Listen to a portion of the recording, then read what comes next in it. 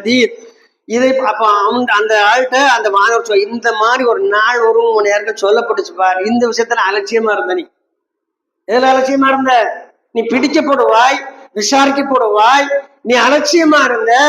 அப்படி சொல்லிட்டு அடுத்தாக்குல அந்த ஏடுகள்லாம் இருக்குன்னு சொன்னாரு. அவர் சொல்லுவாரு, உனக்கு எதிரான அத்தனை சாட்சிகளையும் காரியங்களையும் நான் ஒன்று திரட்டி வச்சிருக்கிறேன். இன்னைக்கு நான் உனக்கு எதிராக சாட்சி சொல்ல போறேன் பாரு. எப்படி இருக்கும் நினைச்சு பாருங்க. இந்த வசனம்லாம் நடக்குமான்னு கேட்டுட்டா காபீர் ஆயிடுவோம். நடந்தா நடக்கும் கேட்டாலும் காபீர் தான். நடக்கும் என்று உறுதியாக நம்பினால் மாத்திரம்தான் குர்ஆன் வசனம். நம்ப மறுத்தால் இஸ்லாத்தோட்டு வழியில் வரும். நீ நம்மளுடைய வாழ்க்கையெல்லாம் இதை ஒட்டி இதெல்லாம் நினைச்சிருக்கா? நம்ம எத்தனை நாள் இப்படி ஒரு நாள் வரப்போதேன் என்று அஞ்சு இருப்போம். தனிமையில இறைவனிடத்துல ஒரு சொட்டு கண்ணீர் வடிச்சிருப்போம். அல்லாஹ்வை நினைத்து நம்ம அஞ்சு இருப்போம். ரப்பு என்ன விசாரிப்பான என்ன பதில் சொல்ல போறேன்னு நினைச்சிருப்போம். அப்ப என்ன விஷயம்னா, நமக்கே இந்த செய்தி முழுமையாக கடத்தப்படவில்லை. குர்ஆனில் அப்படியே இருக்கு. இந்த விஷயத்துலதான் சஹாபாக்கள் செஞ்சாங்க, ரொம்ப உஷாரா இருந்தாங்க. ஒரு சின்ன ஒரே ஒரு சம்பவம் அந்த இடத்துல அவங்க நினைவுபடுத்துறேன். ஒரு போருக்கு போயிட்டு வராங்க. அது ஒரு குளிர்காலம், கடும் குளிர்காலம். போருக்கு போயிட்டு வந்து ஒரு இடத்துல தங்கும் பொழுது போர் பொருட்கள் எல்லாம் குவிக்கப்படுகிறது. அங்கேயே எல்லாரும் பங்கு வச்சு கொடுக்கறதுக்கு, அங்கதான் போருக்கு கூட வந்தவங்க இருப்பாங்க, அங்க பங்கு வச்சு கொடுத்துட்டா அவங்கவுங்க பொருளை என்னென்ன உண்டோ அதை எடுத்துட்டு போயிடுவாங்கன்னு சொல்லி அல்லாஹ் தூதர் குவிக்க சொன்னாங்க. இப்ப அல்லாஹ் தூதருக்கு ஒரு செய்தி ஒண்ணு தெரியுது. அந்த பொருளையே பார்த்துட்டு இருந்து, இதுல யாராவது பங்கு வைக்க முன்னால யாராவது எடுத்துட்டு போனீங்களா அப்படின்னு கேட்காங்க. அப்படின்னா என்ன அர்த்தம்? எடுத்துட்டு போயிருக்காங்கன்னு அர்த்தம். அல்லாஹ் தூதர் சும்மா கேட்க மாட்டாங்க, அவங்களுக்கு உணர்த்த போடுறது. அடுத்து ஒரு வார்த்தை சொன்னாங்க, அப்படி நீங்க எடுத்துட்டு போயிருந்தா, இதுல இருந்து சின்ன பொருளை நீங்க எடுத்துட்டு போயிருந்தாலும் அது நரக நெருப்பினுடைய துண்டு. அல்லாஹ் உங்களை அதை பற்றியும் விசாரிப்பான். யாரை பார்த்து சொல்றாங்க? போர் செய்ய வந்த, அல்லாவுக்காக போர் செய்ய வந்தவங்கள்ட்ட. வீட்டுல வந்து புரோட்டா தொண்டை வரைக்கும் தின்னுட்டு படுத்து வரவங்க நம்ம கூட்டத்துல இல்ல, பட்டினியோட அல்லாவுக்காக அல்லாஹ் மார்க்கத்திற்காக போர் செய்து வந்தவங்கள்ட்ட சொல்றாங்க, அப்படி எடுத்துட்டு போயிருந்தீங்கன்னா நரக. உடனே அதுல இருந்து ஒரு வயசான ஒரு ஆளை எழுந்திருக்கிறார். அல்லாஹ்வின் தூதரே, நானும் ரொம்ப முதியவனா இருக்கேன், குளிர் தாங்க முடியல, நான் இதுல இருந்து ஒரு பழைய போர்வை இருந்து எடுத்துக்கொண்டு போய் அதைத்தான் போட்டு தூங்கிக்கிட்டு இருந்தேன், இருக்கிற எடுத்துட்டு வந்தேன்னு சொல்லி எல்லாரும் முன்னிலையிலையும், இதுதான் கவனிக்கணும், எல்லாரும் முன்னிலையிலையும் தான் எடுத்ததை ஒப்புக்கொண்டு அவருடைய தங்கியிருக்க டென்ட் இருக்கு இல்லையா, அந்த குடியில அடிச்சிருப்பாங்களே, அதுக்குள்ள போரை கூட அப்படி போட்டுட்டாரு. ஏன்னா அல்லாஹ்வோட துஆ செய்ய என்ன மன்னிச்சிருந்தாரு. இதுதான் ஈமான், இதுதான் இறையச்சம், இதுதான் மறுமை நம்பிக்கை. இன்னும் சொல்ல போல நம்மளுடைய அறிவு சின்ன, நம்மகிட்ட எல்லாருக்கும் அறிவை நினைச்சிட்டு இருக்கமே, இவ்வளவு தண்டி சின்ன மூளை வச்சுக்கிட்டு நம்ம அறிவுல பார்த்தா சரி. வயசானவரும் போருக்கு போயிருக்கிறாரு, போர்வை எடுத்தானா தப்பா? அழகா இருக்குல்ல. ஆனா அவர் அப்படி நினைக்கல. இல்ல, அல்லாஹ் தோர்ச்சனும் சரிதான், நான் வந்து பங்கு வைக்கும்போது எடுத்த என் தப்பு தான், அது எழுதான், அது நரக நெருப்பு துண்டு தான், எனக்கு அது வேண்டாம் கூட போட்டேன். அதுக்கப்புறம் அந்த பொருளும் அதோடு சேர்த்து ஒரு சில பொருள்களும் அவருக்கு வழங்கப்படுகிறது, பங்கு வச்சு முறையா வழங்கப்படுகிறது. இப்படித்தான் அந்த மக்களை அல்லாஹ்வின் தூதர் மறுமையை சொல்லி, மறுமையின் நம்பிக்கையை ஊட்டி, அல்லாஹ் விசாரணையை சொல்லி, அல்லாஹ் எப்படி விசாரிக்கப்படுவோம் சொல்லி அந்த மக்களை அணுவணுவாக அவர்களை கொஞ்சம் கொஞ்சமா திருத்தி மனிதர்களில் புனிதர்களாக இருளிலே வாழ்ந்த மக்களை ஒளிமயமான வாழ்க்கைக்கு கொண்டு வந்த அல்லாஹ்வின் தூதர் அவர்களை கொண்டு அல்லாஹ்வுடைய இந்த வசனங்களை அவர்களுக்கு சொல்லியே கொண்டு வந்தாங்க. அதனாலதான் அல்லாஹ்வோட தூதர் அறிமுகப்படுத்துற அந்த மக்கள்கிட்ட, கமா அர்சல்னா ஃபீக்கும் ரசூலம் மின்கும் வயதுல் அலைக்கும் ஆயாத்தினா சகிக்கும். இந்த நபி யாரும் கிடையாதுப்பா, வெளிநாட்டுல தான் வரல, உங்கள்ட்ட இருந்தே ஒரு ஆள் நான் கொண்டாந்துருக்கிறேன். இவர் உங்களை சுத்தப்படுத்த போறாரு. எதை வச்சு தெரியுமா? எத்துல் அலைக்கும் ஆயாத்தையும், அவருக்கு இறங்கின வசனங்களை உங்களுக்கு ஓதி காட்டுவார், அதை வச்சு உங்களை சுத்தப்படுத்துவாரு. நீங்க அதை ஏற்றுக்கொண்டு உங்களோட வாழ்க்கையை சரி பண்ணி கிடுங்க, அதுக்கு தவிர அனுப்பியிருக்கிறேன் என்று சஹாபா பெருமக்களுக்கு அல்லாஹ் தூதருடைய தூதுவத்தின் பணியையும் அதன் சிறப்பையும் எடுத்து காட்டுகின்றான். அது அப்படியே நம்பினாங்க. அல்லாஹ் தூதர் சொன்னா அப்படியே கேட்பாங்க, அல்லாஹ் தூதர் சொன்னா அப்படியே நம்பினாங்க அந்த மக்கள். இன்னைக்கு நம்மளுடைய நிலைமை எப்படி இருக்கு? நீ நம்ம மறுமை நம்பிக்கையில எந்த அளவுக்கு நாம இருக்கிறோம்? கொஞ்சம் நம்ம இந்த இடத்துல சிந்திச்சு பார்க்கலன்னு சொன்னா நிச்சயமாக அல்லாஹ்விடத்துல நாம் மிகப்பெரிய குற்றவாளியாகும். ஆகையால அன்புக்குரியவர்களே, நாம நம்ம நினைக்கிற மாதிரி நம்ம வாழ்க்கையை வாழ்ந்துட்டு போயிட முடியாது. நிச்சயமாக ஒவ்வொரு நாளை பற்றியும் நாம் விசாரிக்கப்படுவோம், ஒவ்வொரு நாளையும் பற்றி விசாரிக்கப்படுவோம், ஒவ்வொரு நாளினுடைய பக்கங்களாக பகலும் இரவும் இருக்கிறது. இரண்டிலும் நாம் செய்த பகிரங்கமாக மறைமாக தனிமையில் அல்லது கூட்டாக செய்த அத்தனை காரியங்களும் சொல்லும் செயலும் எண்ணங்களும் பதிவு செய்யப்படுகிறது. கையில அந்த மர்ம நாளில ஏட்ட வாங்கிட்டு மனுஷன் எதுக்கு ஆச்சரியப்படுவான் தெரியுமா? நல்லா சொல்லி காட்டுதான். என்ன ஆச்சரியமா இருக்கு, என்னப்பா நான் செய்ததெல்லாம் பதிஞ்சிருந்தா சரி, நான் சொன்னதெல்லாம் பதிஞ்சிருந்தா சரி, நான் மனசுக்குள்ள நினைச்சதெல்லாம் பதிஞ்சிருக்கேன். நாங்க மனசுக்குள்ள நினைச்சதெல்லாம் கொஞ்சம் ஆச்சரியப்பட்டாங்க. இந்த வசனம் இறங்கும் பொழுது அல்லாஹ் சொன்னாங்க, நல்லா சொல்லி கேட்டுக்கிடுங்க, எப்படி எல்லாம் அல்லாஹ் பதிவு செய்வாங்கன்னு சொன்னா, உங்கள் சொல்லும் உங்கள் செயலும் உங்கள் எண்ணமும் மாத்திரமல்ல, நீங்கள் வாயுக்குள் முழங்கும் முழங்களையும் அல்லாஹ் பதிவு செய்யுமாறு அந்த மாணவருக்கு கட்டளை இடுகின்றார். உங்கள் முழங்கல்களும் அதில் பதிவு செய்யப்பட்டிருக்கும். அந்நாளில் அதை கண்டு நீங்கள் ஆச்சரியமடைவீர்கள், திடுக்கிடுவீர்கள், கைச்சேதான என்று கதறக்கூடியவர்கள் இருப்பார்கள். ஆகையால் அந்த நாள் உங்களுக்கு சாதகமாக இருக்கும் என்றால் உங்களுடைய சொல்லும் செயலும் எண்ணமும் நீங்கள் நினைப்பது அத்தனையும் உங்களுக்கு சாதகமானதை ஆக்கிக் கொள்ளுங்கள். பாதகமானதை செய்துவிட்டு சாதகமாக வரும் என்று நினைக்காதீர்கள். ஏன் தெரியுமா? அல்லாஹ் யாருக்கும் அநீதி இழைக்க மாட்டான். நன்மை செய்வோருக்கு நன்மையும் தீமை செய்வோருக்கு தீமையும் தான் தருவான். அதுதான் அவனுடைய நீதியின் ஆட்சி, அதுதான் அவனுடைய நீதியுடைய விசாரணை என்றார்கள். சாபங்கள் அப்படி கிட்டு கிட்டு கிட்டு ஆடுனாங்க. அப்படி ஆடுனாங்க. மர்மம் அவ்வளவு கஷ்டமா இருக்குமா? மர்மையில் இப்போது இது இல்லாம நடக்கும், இப்படிலாம விசாரிக்கப்படுவோம் என்று அஞ்சினார்கள். இன்னைக்கு நமக்கு மர்மையை பற்றி சொல்லும் பொழுது லேசா ஒரு ஆட்டம் ஆடணுமா இல்லையா? அப்ப நம்ம ஈமான் கொண்டு இருக்கல, முஸ்லீம் என்று சொல்லிக் கொண்டு இருப்பதுல என்ன அர்த்தம் இருக்கிறது? ஆகையால் அன்புக்குரியவர்களே, பொதுவுக்காக நாம் இனிமேல் இருக்கக்கூடாது. இனி வரும் காலங்களை நாம் எவ்வாறு செயல்படும் என்பதை இன்ஷா அல்லாஹ் ஒரு சில விஷயங்களை நான் இரண்டாவது அமர்விலே சொல்லி நிறைவு செய்கின்றேன். எல்லாம் அல்லாஹ் ரப்பில் ஆலமீன் நம்மை அல்லாஹ் பொருந்திக் கொள்ளப்பட்ட வாழ்க்கையை வாழக்கூடிய சிறந்த மக்களாகவும் நல் அறிவுடையவர்களாகவும் இரையச்சமுடையவர்களாகவும் இயன்றவரை இபாதத்துக்களை சரியாக செய்யக்கூடிய மக்களாகவும் முடிந்தவரை தீமைகளிலிருந்து விலகி இருக்கக்கூடியவரும் நன்மக்களுமாக ஆக்கிறோம் என்று பிரார்த்தித்து அல்லாஹ்வின் மீது நான் தவக்கல் வைத்து நிறைவு செய்கின்றேன். வாஹிர தௌவானா அனில் ஹம்துலில்லாஹி ரப்பில் ஆலமீன். அஸ்ஸலாமு அலைக்கும் வரஹ்மத்துல்லாஹி வபரகாத்துஹு.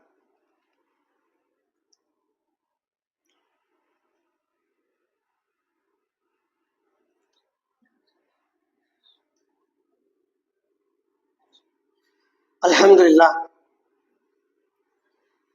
அல்லாஹ்வுடைய நல்லடியார்களே, அல்லாஹ் ரப்பல் ஆலமீன் கூறுகின்றான், குத்திலில் இன்சானு மா அக்ஃபர, நன்றிகட்டு மனிதன் அழிவானாக.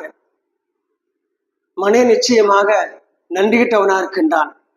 மின் ஐ ஷையின் ஹலகஹு, எப்பொருளால் அவனை படைத்தான் என்பதை அவன் சிந்தித்தானா?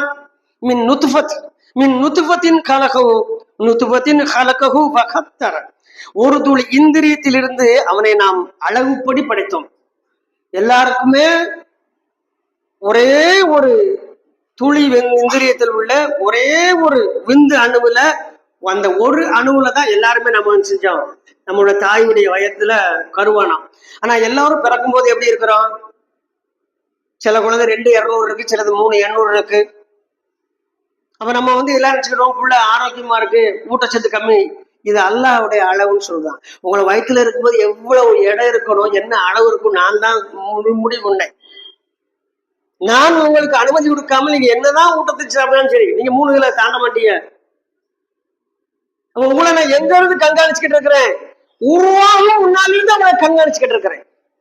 ஏன்னா உங்களை உருவாக்கும். நான் இன்னொரு வருஷத்தை சொல்ல ஒரு துளி விந்துங்க இல்ல, இன்னொரு வருஷத்துல ஒரு துளி நாற்றமெடுத்த விந்து பண்ணலாம். ஒரு துளி நாற்றமெடுத்த விந்திலிருந்து வந்த நீ, உன்னை நான் படைத்தேன், உருவமைத்தேன், உன்னை நான் இந்த பூமியில உலாவிட்டேன், நீ எனக்கு நினைவிக்கிறாயா? கடுமையான கோபத்துல நான் கேட்கக்கூடிய வசனம், கடுமையான கோபம். நீ ஒரு கேவலமான இழிபரவி.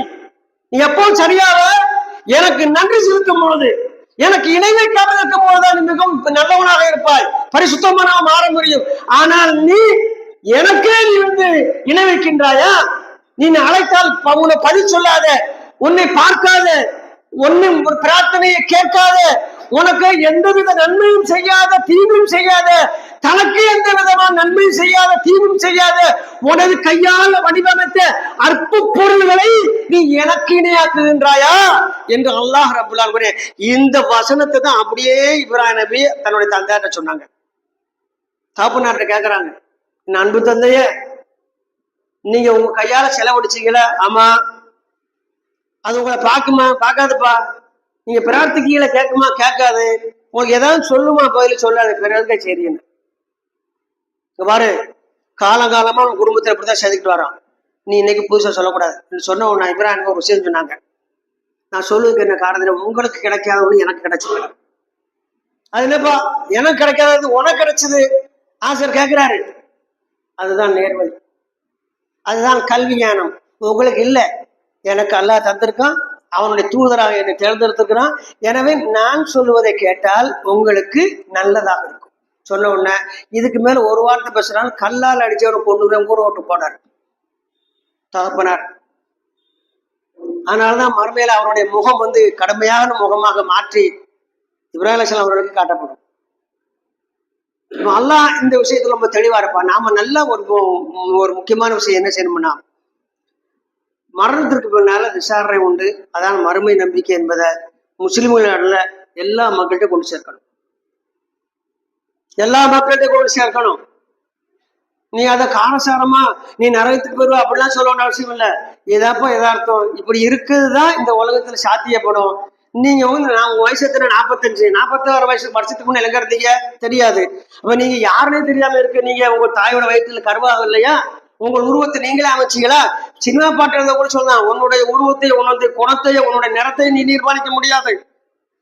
அழகான வரிகள் எல்லாம் இறைவனுடைய சித்தம். அவன் என்ன உனக்கு நிறம் தருகின்றானோ, என்ன குணம் தருகின்றானோ, என்ன உனக்கு உருவம் வைக்கின்றானோ அதுதான் உருவம். உன்னையே நீ ஒன்னால் தேர்ந்தெடுத்துக் கொள்ள முடியாத பொழுது உன்னை படைத்த இறைவனுக்கு அற்புதமான விஷயங்களை தேர்ந்தெடுப்பாயா? அல்லாஹ் அதான் கேட்கிறான். நம்ம இஸ்லாத்தை சரியா விளங்கிக்கிட்ட விஷயங்கள் சரியா விளங்கிட்டோம் சொன்னா நம்மளோட கேரக்டர் எப்படி மாறினா, குறைய பேசுவோம், நிறைய சிந்திப்போம், நிறைய இயன்ற அளவு செயல்பட ஆரம்பிச்சிருவோம். அதுதான் சிறந்த வாழ்க்கை, அதுதான் சிறந்த வாழ்க்கை. ஆகையால் இனி வரும் காலங்களிலாதும் மார்க்கத்தை சரியாக புரிந்து கொண்டு மார்க்கத்தை சரியான முறையில் விளங்கி கொண்டு மக்களிடம் கொண்டு சேர்க்கக்கூடிய விஷயத்தை செய்யுங்க. குறிப்பா நமது குடும்பத்தில இருந்து. நம்ம குடும்பத்தில் உண்மையில எல்லாரும் தொழுகையாளியா இருக்காங்களா? இல்ல. நீ எல்லாம் விளக்கிடுங்க. உலகத்துல 2 விஷயத்துக்கு தான் ஒது செய்யணுங்க அவசியம் இருக்கு. 2 விஷயத்துக்கு தான், மற்ற எதுக்குமே ஒது தேவையில்லை. ஒண்ணு தொழுகை, இன்னொன்னு கௌபத்துல்லா வளரக்கூடிய தவாப்பு. தவாப்புன்னும் போது அல்லாஹ் சொன்னாங்க, நீங்க தவாப்பு சென்று கொண்டு இருக்கும்போது உங்களுக்கு ஒது முறிந்து விட்டால், நீங்கள் எத்தனாவது சுற்றில ஒது முறிஞ்சதோ அங்கிருந்து வெளியேறி விடுங்கள். நீங்க ஒது செய்து விட்டு அந்த சுற்றை முதலில் மீண்டும் ஆரம்பத்தில் தொடங்க. ஏற்கனவே 3 செஞ்சு 4வதுல என்ன செஞ்சிருச்சு? ஒது முறிஞ்சிருச்சு. அப்ப அவர் வெளியில போயிட்டு ஒது செஞ்சுட்டு என்ன செய்யணும்? அந்த 4வது சுற்றுல முக்காவாசி வந்துட்டாரு. 3 பக்கங்களை கடந்து 4வது ருக்குவில் எம்மிக்கிட்ட வர போறாரு. அப்போ ஒது முறிஞ்சிருச்சு. அந்த தவாப்போ அவர் கணக்குல சேராது. மீண்டும் நீங்க அஸ்வத்தல் பக்கத்துல ஆரம்பத்தில் தொடங்குங்கள். உங்களுடைய 7 சுற்றை பூர்த்தி செய்யுங்கள். ஒது இருந்தா தான் உங்களுக்கு தவாப்பு இருந்தா தான் ஹஜ்ஜும் உம்ராவும் நிறைவேறும். நான் இங்க இருந்தே நான் பார்க்க வழக்கமா எனக்கு ஒரு வேலை. நான் யார்கிட்ட பேசிக்கிட்டு இருந்தாலும் யார் ஓது செஞ்சாலும் என் கண் அதே பார்த்துக்கிட்டு இருக்கோம். எவ்வளவு ஒரு தப்பா ஓது செய்யறாங்க தெரியுமா? தவறாக ஒது செய்தால் ஒது இல்லை, ஒது இல்லை என்றால் தொழுகை இல்லை. இதே நிலைமையில ஹஜ்ஜுக்கு போனா ஹஜ்ஜு இல்லை. உம்ராக்கு ஃபர்ஸ்ட் கிளாஸா 1.5 லட்சம் ரூபாய் கட்டி குடும்பத்தோட போறிய, நல்ல டீலக்ஸ் கிளாஸ்ல, ஆனா ஓச்சே தெரியாது, உம்ரா போச்சு. ஏன்னா ஹஜ் உம்ராவுடைய முடிவு எதுல இருக்கு? தவாப்புல இருக்கு. தவாப்பு முடியும் பொழுதுதான் ஹஜ்ஜு முடிவடைகிறது, இஹ்ராம கலைய முடியும். தவாப்பு முடியும் பொழுதுதான் உம்ராவும் முடிவடையும். அதுக்கப்புறம் மத்ததெல்லாம் என்னலாம் பணிகள்லாம். அப்ப நல்லா விளக்கிடுங்க. ஒது செய்வதில் கூட இந்த நேற்று ஒரு ஆளு நேற்று மகரிப்ல மாஷாஅல்லாஹ் அவரை பார்த்து அவ்வளவு சீனாக்கா இருக்காரு. நல்ல தொப்பி போட்டு அழகா இருக்கிறார். எப்படி போயிட்டு பார்த்தாலும் வயசு 50க்கு மேல இருக்கும். நல்ல திரகாத்திரமா இருக்காரு. ஒது என்ற பெயர்ல அவர் தண்ணியை எடுத்துக்கிட்டு என்னமெல்லாம செஞ்சு கடைசியில் என்சிஆர் காலரை ஒசத்தி தண்ணியை உள்ள ஊத்தி முதுகுலாம் கழிச்சுக்கிட்டு இருக்காரு. நல்ல வேளை அங்க சோப்பு இல்லை. வழக்கமா அங்க சோப்பு இருக்கும். விட்டா சோப்பு போட்டு குளிக்கிற மாதிரியே செய்தாரு. அப்புறம் தொப்பியை கட்டுதாரு, தலையை தடவுதாரு, தலையில தொளிக்கிறாரு. காதுக்குள்ள துளிக்கிறாரு, உடம்பெல்லாம் இனிமெல்லாம் பண்ணுறாரு. பண்ணிட்டு காலை வேகமா கழிட்டு உள்ள உட்காந்து தொழுதுகிட்டு இருக்கிறாரு. இப்ப நினைச்சு பாருங்க, நம்மளோட சமுதாயத்துடைய பரிதாப நிலையம். அறுக்க போற ஆடு கசாப்பு கடை முன்னால ஒரு சந்து தான் கிடக்கும் முதல்ல அறுத்தது. இது ஆடு புல்லு தின்னுகிட்டே நிற்கும். இந்த ஆடு என்ன செய்யும்? புல்லு தின்னு. அடுத்து என்ன செய்வாங்க? அந்த சந்தில சொன்ன இதைத்தான் கழுத்துல கத்தி வைக்க போறாங்க. இது மாதிரி இந்த சமுதாயம் தான் செய்வது ஒதுவல்ல, தான் தொழுவது தொழுகை சேராது என்பது கூட தெரியாம மிக சிறந்த முறையில் ஒது செய்து விட்டோம் என்ற திருப்தியோடு வாராங்கன்னு சொன்னா, நாளைக்கு இந்த மக்களுடைய இபாதத்துக்கள் அல்லாஹ்விடத்துல எப்படி எடுக்கப்படும்? அல்லாஹ் ஒருத்தர் சொன்னாங்க, நீங்கள் பேணாத தொழுகை மறுமை நாளிலே பழைய பாயை சுருட்டி முகத்தில் வீசுவதை போல் அல்லாஹ் அந்த தொழுகையை உங்களுடைய முகத்தில் வீசி விடுவான். தொழுகையில நீங்க என்ன செஞ்சீங்க? பேணிக்க இல்லை. தொழுகை பேணிக்க எங்கதான் ஆரம்பிக்கும்? முதல்ல ஒதுச்சுவதுலதான் இருக்கு. அது இந்த சமுதாயம் 199% ஃபெயிலியர். எல்லாருமே தோல்வி அடைந்து நிற்கிறார்கள். ஒதுச்சைய தெரியல. ஆனா நம்ம என்ன செய்யறோம்? பெரிய பெரிய வியாக்கியானங்கள், பெரிய பெரிய செட்டப்புகள்லாம் சேர்ந்து தாய்கள்லாம் கூட்டு வந்து பெரிய பெரிய மீட்டிங் எல்லாம் போட்டு பள்ளியில என்ன கல்காலாம் கொண்டாடி ஆகுன்னு போன நேற்று நைட்டு கூட இங்க ராமாம்பட்ட பழையசுக்குள்ள திங்குன்னு சின்ன வந்து இறங்குற மாதிரி குதிக்கிறாங்க. அதுக்கு பேர் ஹல்காவான். கையை புடிச்சுக்கிட்டு வீசிக்கிட்டு ஜிப்பா போட்டுக்கிட்டு என்னமெல்லாம் பண்றாங்க. இந்த சமுதாயம் சிலாத்தை விட்டு வெளியே சென்று கொண்டே இருக்கிறது. ஒண்ணு இபாதத்துங்க பேர்ல இஸ்லாத்தோட்டு வெளியில போகுது, இன்னொன்னு ஒழுக்கக்கேடு என்ற விஷயத்துல இஸ்லாத்தோட்டு விலகி நிற்கிறது, இன்னொன்று அல்லாஹ்வுக்கு இணை வைக்கின்றோம் என்று தெரியாமலே அல்லாஹ்வுக்கு இணைத்துக் கொண்டிருக்கிறது என்று சொன்னால், இதையெல்லாம் பார்த்து கொண்டு நாம் அமைதியாக இருந்தால் நாம ஒரு காலம் மரபையில நம்ம தப்பவே முடியாது. சொல்லணுமா இல்லையா? ஒருக்காவது ஒருத்தட்டு சொல்லணுமா இல்லையா? அப்ப நம்ம ஏன் சொல்ல மறுக்கிறோம் அப்படின்னு சொன்னா, இவர்கிட்ட சொன்னா கேட்க மாட்டாரு. ஒண்ணு நம்மளா முடிவு கேட்க மாட்டாரு. ரைட்டு, அவர் கேட்கலன்னு என்ன சொல்றது? என் மேல கடமை. கேட்கறது அவருடைய உரிமை. சொல்ல மாட்டோம்.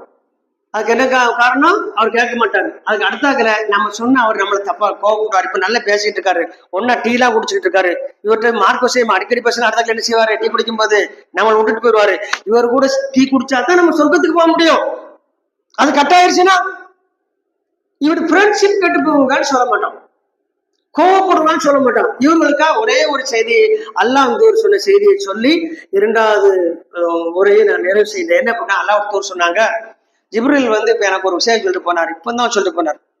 ஒரு சில விஷயங்கள் சொல்லும் பொழுது என்ன சொல்லுவாங்கன்னா, ஜிப்ரீல் இப்பதான் வந்தாரு, இதை சொல்லிட்டு போனாருமாங்க. அது ரொம்ப இம்பார்ட்டன்டான விஷயமா இருக்கும். ரசூல் ஸல்லல்லாஹு அலைஹி வஸல்லம் அப்படி ஆரம்பிப்பாங்க, சொல்லிட்டு போனார். என்ன தெரியுமா? மக்களுக்கு சில பேர் இருக்கிறாங்க, அவங்க என்ன செய்யறாங்கன்னு சொன்னா, அல்லாஹ்வினுடைய கோபத்தை விட மக்களுடைய கோபத்தை அஞ்சுகிறார்கள். என்ன சொல்றாங்க? அல்லாஹ்வின் கோபத்தை விட மக்களுடைய கோபத்தை அஞ்சுறாங்க. அல்லாஹ் தூதரை நாங்க எப்படி விளங்கணுங்க சொல்லுங்க விளக்கமா? உதாரணமா நீங்க சத்தியத்தை சொன்னா அவர் உங்கள்கிட்ட கோவப்படுவார் நினைப்பதுக்காண்டி என்ன செஞ்சிருந்தீங்க? நீங்க சத்தியத்தை சொல்லாம அவரோட அப்படியே குளோஸா பழகிட்டு போயிடுறீங்க. ஆனால் நீங்க சத்தியத்தை சொல்லாதனால யார் கோவப்படுவான்? அல்லாஹ் கோவப்படுவான். அப்ப உங்களுக்கு அல்லாஹ்வின் கோபத்தோட யார் கோபம் முக்கியமா தெரிஞ்சது? யார் கோபம்? இந்த மனிதனுடைய கோபம். இப்பேற்பட்ட மனிதருக்கு அல்லாஹ் ஒரு நிலையை ஏற்படுத்துவார். என்ன தெரியுமா? அவர் மீது அல்லாஹ்வின் கோபம் இறங்கும். யாருடைய கோபத்துக்கு அஞ்சு சத்தியத்தை அவர் சொல்ல மறுத்தாரோ அவரே இவர் மீது பகைமை கொண்டு இவருக்கு பகைவனாக அல்லாஹ் மாற்றி விடுவான்.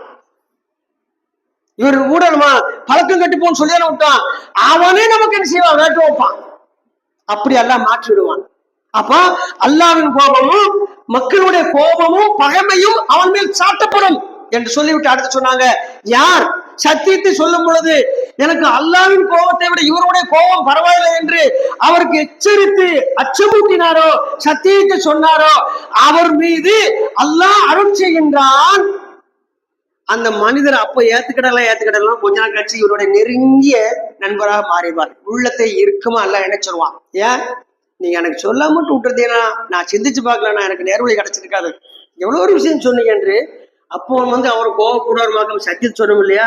அவர் ஓரோடி வந்து வரமில்ல ஆற தழுவி கொள்வார் என்ற செய்தியை ஜிப்ரீல் அலைஹிஸ்ஸலாம் வந்து இப்பொழுது அறிவித்து சென்றார் என்பதை அல்லாஹ்வின் தூதர் நபி ஸல்லல்லாஹு அலைஹி வஸல்லம் சொல்றாங்க. ஆகையால் நாமும் மக்களிடத்துல மார்க்கத்தை கொண்டு சேர்க்காததுக்கு இந்த முதல் ரக மக்களாக நாம் இருப்பதுதான் காரணம். அல்லாஹ்வின் கோபத்தை நாம் பெரிதாக கருதாமல் மக்களின் கோபத்தை பெரிதாக கருதுகிறோம், மக்களின் நட்பை நாம பெரிதாக நம்ம நேசிக்கிறோம். ஆகையால் இதிலிருந்து நம்மளை மாற்றிக்கொள்ள வேண்டும். இல்லை என்று சொன்னால் நிச்சயமாக அல்லாஹ்விடம் விசாரணை செய்ய செய்யப்படுகிறவர்களாக ஆகிடுவோம். எல்லாம் அல்ல அல்லாஹ்வின் நல்லடியார்களே, மார்க்கம் என்பது நாம் புரிந்து கொண்டு நடைமுறைப்படுத்தி மக்களை எல்லாம் விட்டில் பூச்சியில் போய் விழக்கூடிய அந்த பூச்சிகளை போல நரக நெருப்பை கொண்டு ஓடுகிறது. அல்லாஹ் சொன்னாங்க, நான் உங்களோட மேலாடைகள் பிடித்து இழுத்து நிறுத்துகின்றேன், அதையும் மீறி நீங்கள் நரக நெருப்பில் விழுவதற்கு ஓடிக்கொண்டிருக்கின்றீர்களே என்று ஆதங்கப்பட்டு சொன்னார்கள். அது போலதான் இந்த சமுதாயம் அல்லாஹ்வுடைய தூதர் காலத்தில் இருந்த ஜெனரேஷனோட பாப்புலேஷன் எவ்வளவு, இப்ப இருக்க முஸ்லிம்களுடைய பாப்புலேஷன் எவ்வளவு, 200 கோடி தாண்டி இருக்கு. அதுல யார் படித்து மார்க்கத்தை தெரிந்து இஸ்லாத்தை ஏற்றுக்கொண்டார்களோ அவர்களை தவிர நான் முஸ்லீம், என் தாய் முஸ்லீம், என் தந்தை முஸ்லீம், என் பாரம்பரிய முஸ்லீம் என்று பீத்திக் கொண்டு பெருமை எடுத்துக் கொண்டிருந்தார்களே, அவருடைய நிலைமை இஸ்லாம் இல்லை என்றால் அல்லாஹ்விடத்தில் முஸ்லீமாக அங்கீகரிக்க மாட்டார்கள். அவருடைய அமல்கள் எல்லாம் ரத்தாகிவிடும். எனவே அந்த துர்ப்பாக்கி நிலையிலிருந்து நம்மை பாதுகாத்துக் கொள்ள வேண்டும். இயன்றவரை இபாதத்துகள் செய்வோம், மார்க்கத்தை கற்போம், மக்களிடத்தில் கொண்டு சேர்ப்போம். எல்லாம் அல்லாஹ் ரப்பல் ஆலமீன் அது போன்ற சிறந்த ஒரு பாக்கியமுக்குள்ள மக்களாக நம் அனைவர்களையும் ஆக்கிறோம் என்று பிரார்த்தனை நிறைவு செய்கின்றேன். அன்புக்குரியவர்களே, இந்த 3வது இன்னைக்கு ஜும்மாவுடைய வசூல் தாவா மற்றும் பிரச்சார பணிகளுக்காக பயன்படுத்தப்படுகிறது.